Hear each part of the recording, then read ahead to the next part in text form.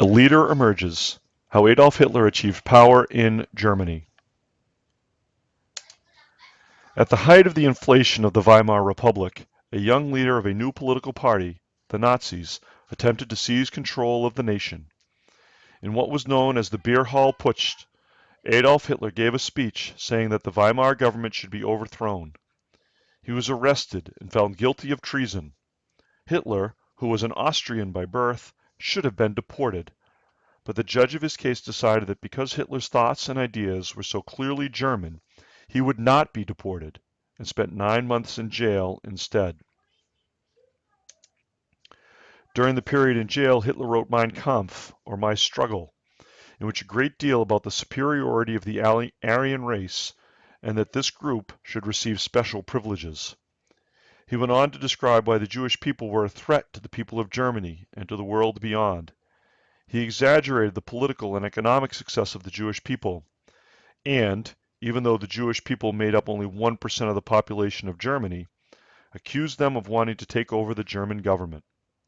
This was despite the evidence that some Jewish people, like Albert Einstein, were making significant contributions to German society. These ideas allowed the German people to blame someone else for their problems, and the Nazi Party quickly gained popularity in Germany. The Nazis set up organizations to get young people involved in the movement, called the Hitler Youth. Nazi stormtroopers, or what would later become known as the Brown Shirts, worked to intimidate people who opposed them. This made the Nazis no different than many other political parties who had some sort of military followers, and in fact, the German police had to break up fights between the Nazi and communist troops. The Nazis lost some power after the United States and Germany reached an agreement in 1927 called the Dawes Plan, which allowed American banks to loan the German government and businesses money to help rebuild the nation. Germany was also invited to join the League of Nations, showing that Germany was no longer considered an outcast nation. But the beginning of the Great Depression in 1929 brought all of those negative influences back to the forefront of the minds of the German people. All of a sudden, Hitler's words rang true in the ears again, and the Nazi Party gained power again.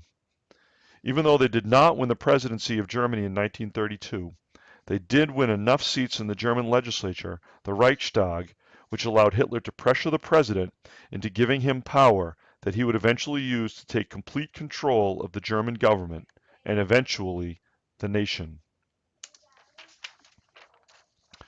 With the title of Chancellor now in his possession, Hitler worked to pass laws that would allow Nazi Party power to grow. This was despite Hitler's statements about wanting to end democracy in Germany. He was given the power because the president needed the Nazis' help to pass their theory on improving the economy of Germany, and because he believed the German people would see the foolishness of that plan. When the Reichstag building was burned in February 1933, Hitler immediately blamed the Communists, the main political rival to his Nazi Party.